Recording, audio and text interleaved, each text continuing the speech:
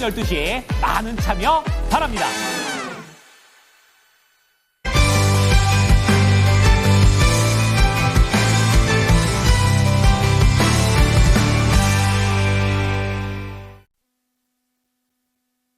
인더스트리 클럽 시간입니다. 오늘은 함께해 주실 분 루크투자연구소의 임순재 대표 모셨습니다. 대표님 어서 오세요. 네, 안녕하십니까? 네, 오늘 대표님과 이야기할 주제 바로 확인해 보도록 하겠습니다. 오늘은 반도체에 대해서 이야기를 나눠보려고 합니다. 대중국 반도체 수출 통제에 이어서 우리나라까지 불안에 떨고 있습니다. 미국 정부가 중국이 인공지능 개발에 사용하고 있는 첨단 반도체 생산을 견제하기 위해서 추가로 대중국 수출 규제를 발표했습니다.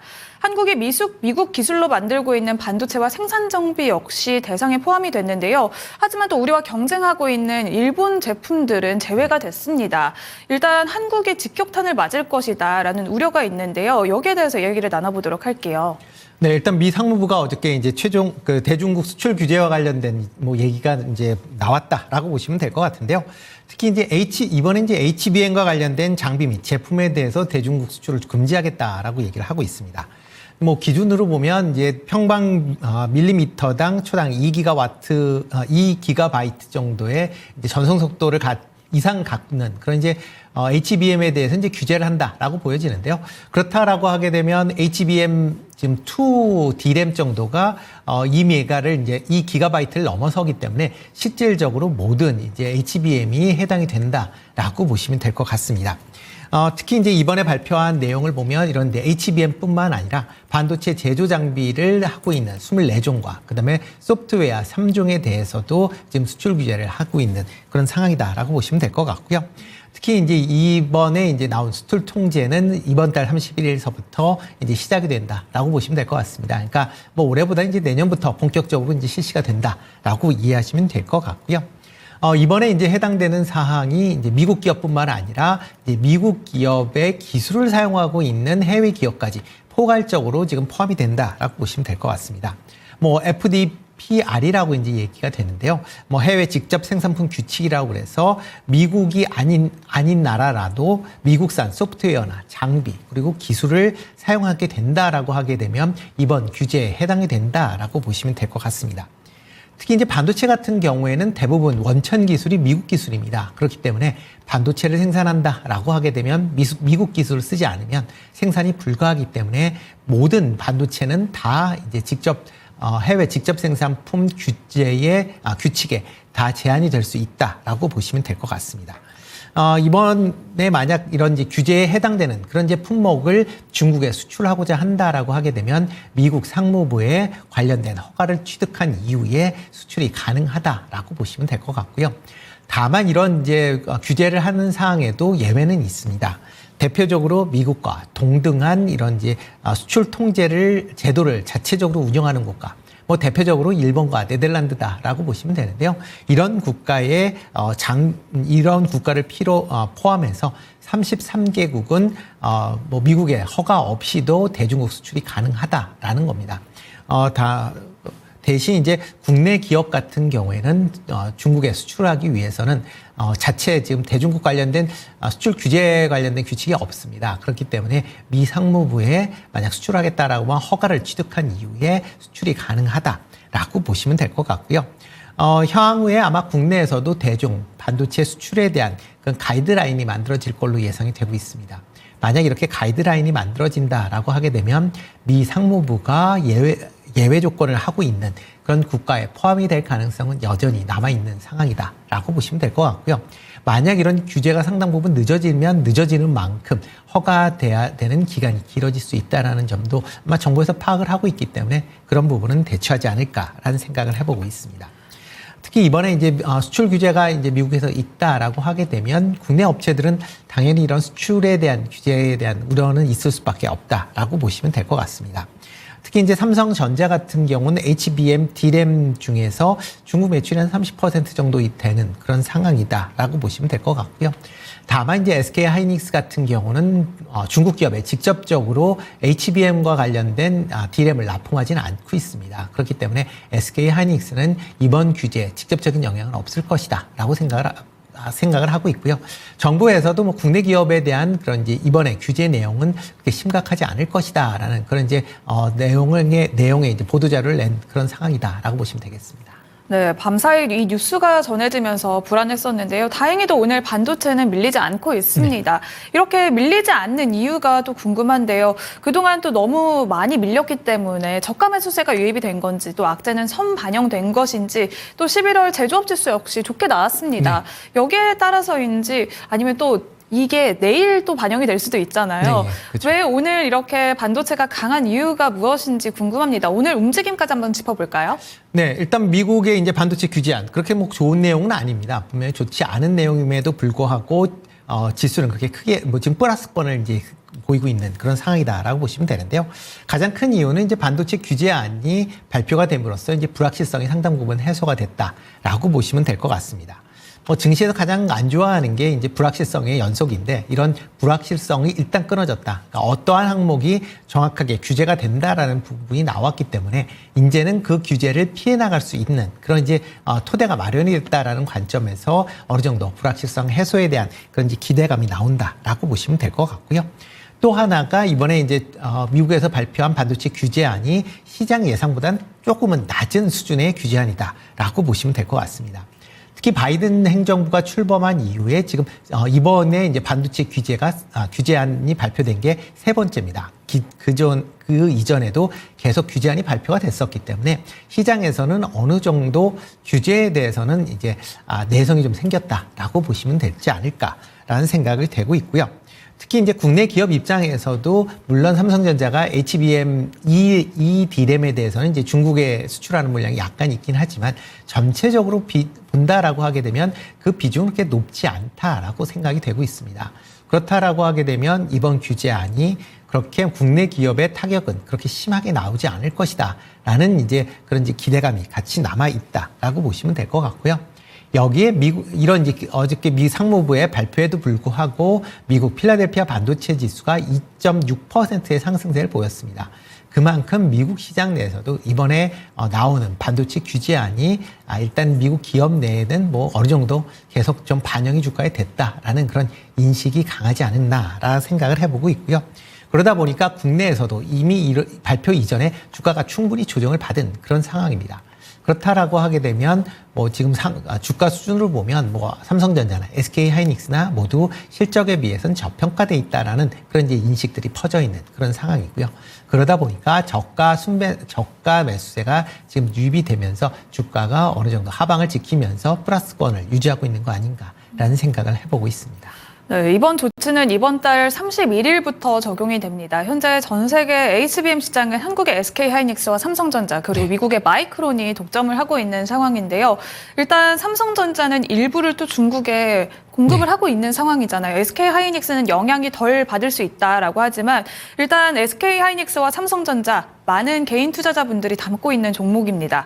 앞으로의 또 영향과 대응 전략은 어떻게 잡아야 될까요?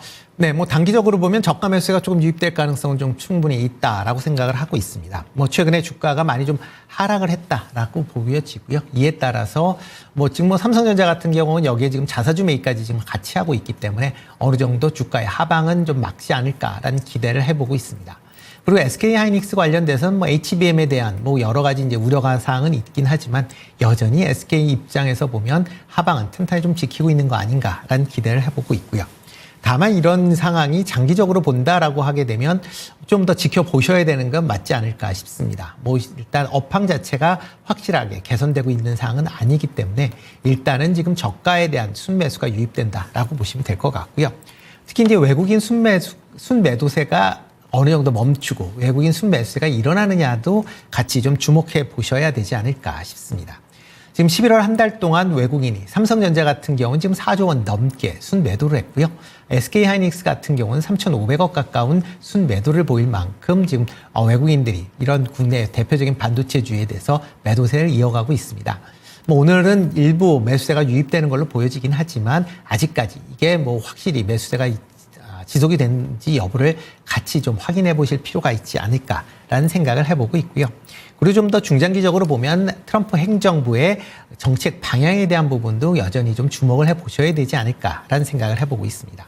뭐 트럼프 행정부 내에서 지금 칩스법에 따른 이제 반도체 보조금에 대해서 상당히 부정적인 의견을 갖고 있습니다. 그렇기 때문에 최근에 이제 뭐 TSMC나 인텔의 반도체 보조금 지급에 대해서 지금 뭐 여러 가지 좀 얘기가 있고요. 만약 트럼프 행정부가 출범을 한다라고 하게 되면 이번에 지급 계약건에 대해서 아마 별도의 감사가 진행될 가능성은 충분히 있는 그런 상황이다라고 보시면 될 것 같습니다. 뭐 이렇게 진행된다라고 하게 되면 삼성전자의 텍사스 공장에 대한 보조금이 지급이 뭐 어떻게 될지 아직까지 좀 불투명한 상황이 좀 지속이 되고 있는 그런 상황이고요. 이미 지급이 된 뭐 TSMC나 그다음에 인텔 같은 경우도 과연 전액 지급이 될 수 있는지 여부도 여전히 미지수인 것도 사실입니다. 그러니까 그런 점을 같이 좀 주목해 보셔야 되지 않을까 싶고요. 그와 더불어 이제 대중국 반도체 규제 강화 여부입니다. 이번에 뭐 바이든 행정부 내에서 반도체 규제가 강화되는 그런 내용은 나왔지만 트럼프 행정부에서도 이 부분이 좀 더 강화될 가능성은 여전히 남아 있다라고 보시면 될 것 같고요. 만약 이렇게 대중국 규제가 강화된다라고 하게 되면 국내 업체는 다분히 좀 부정적인 그런 요소로 작용할 수밖에 없다라고 보시면 되지 않을까 싶습니다. 특히 국내 이제 두 업체, 뭐 삼성전자나 SK 하이닉스 같은 경우 중국 내에 지금 뭐 낸드와 그다음에 디램 레거시 라인을 지금 보유하고 있는 그런 상황입니다. 만약 대중국 규제가 강화된다라고 하게 되면 이런 이제 레거시 반도체 생산 라인에 첨단 공정의 장비가 유입되지 못할 가능성이 상당히 높아지고요. 그렇다라고 하게 되면 이런 중국 내에 있는 생산 공정들이 이제 노후화가 빨리 진행이 될 수밖에 없습니다. 그렇다라고 하게 되면 뭐 이런 이제 중국 내에서 생산하는 물량에 대해서 수익성이 악화될 가능성이 남아 있다라고 보시면 될 것 같습니다. 그렇기 때문에 뭐 단기적으로 뭐 여러 이제 뭐 긍정적인 소식이 나온다라고 해도 중장기적으로 본다라고 하게 되면 여전히 불확실성은 좀 남아 있다라는 점도 같이 좀 주목해 보셔야 될 것 같고요.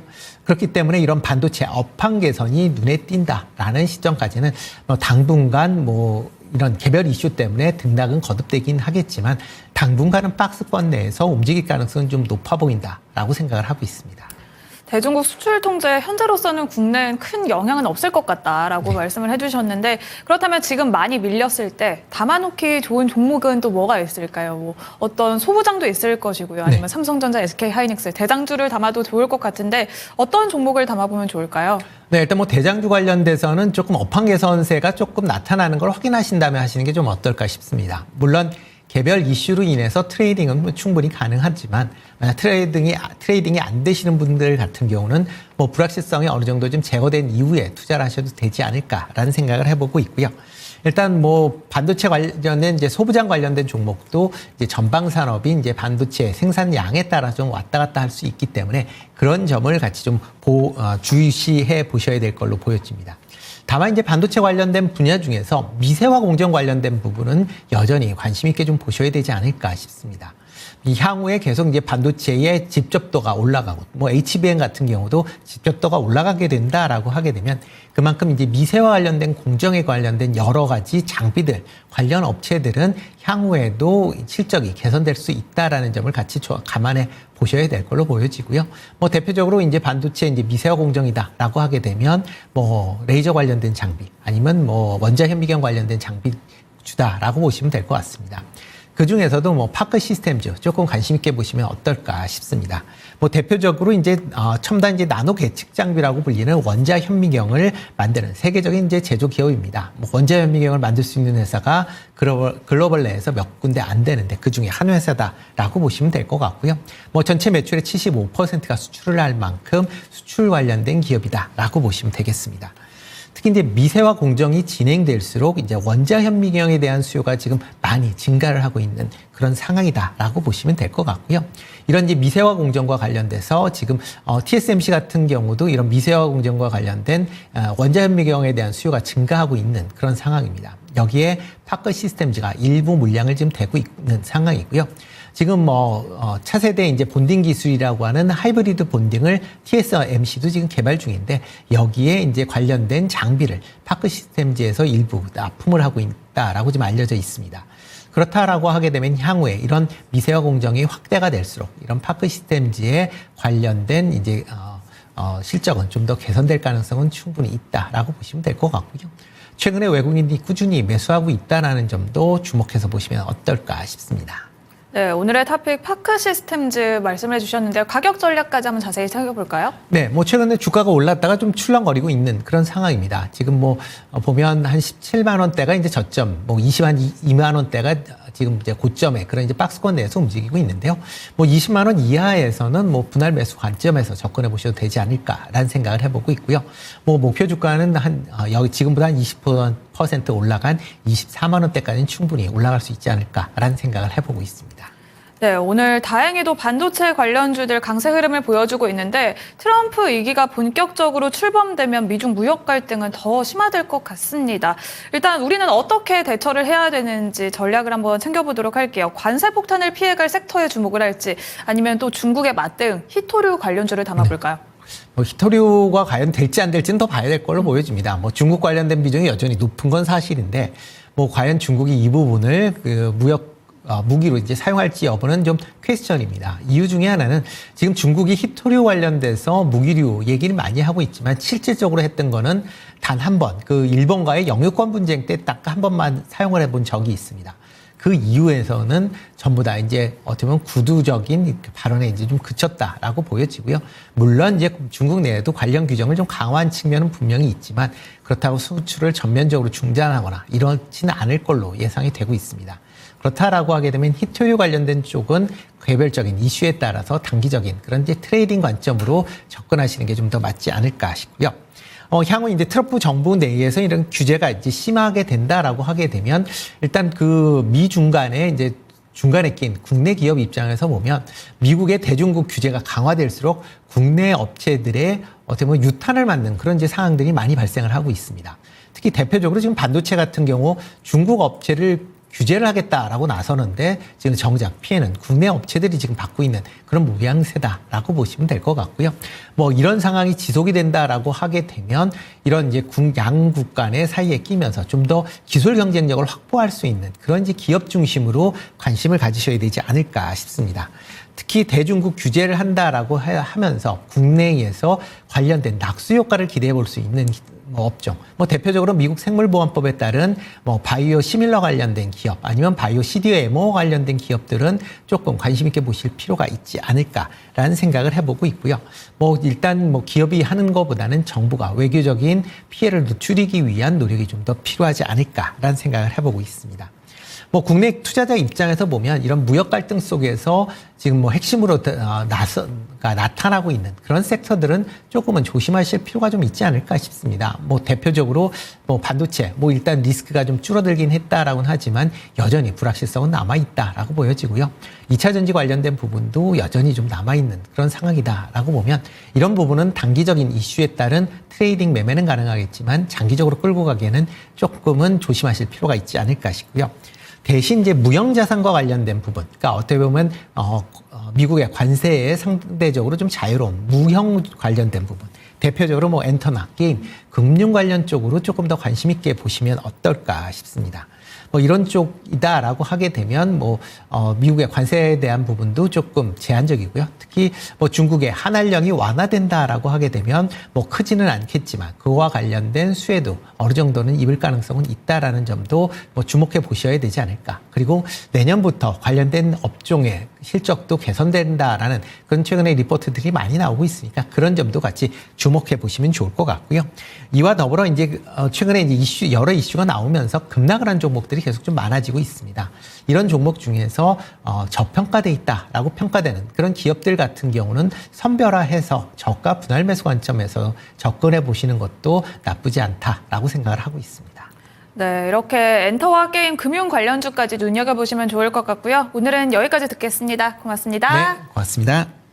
네, 미중 반도체 패권 경쟁 속에서 한국 반도체 산업에 대한 이야기 함께 나눠봤고요. 루크투자연구소의 임순재 대표와 함께한 인더스트리 클럽 시간이었습니다. 지금까지 다양한 투자 판단에 도움이 되는 전략 함께 챙겨드렸습니다. 지금까지 전해드린 내용은 특정 종목의 주가 상승과 하락을 보장하지는 않습니다. 시장의 탄력이 조금씩 더 커지고 있습니다. 오늘도 장 마감까지 토마토와 함께 하시면서 전략 잘 챙겨가시길 바라겠습니다. 시장의 중심은 여기서 마치겠습니다. 고맙습니다.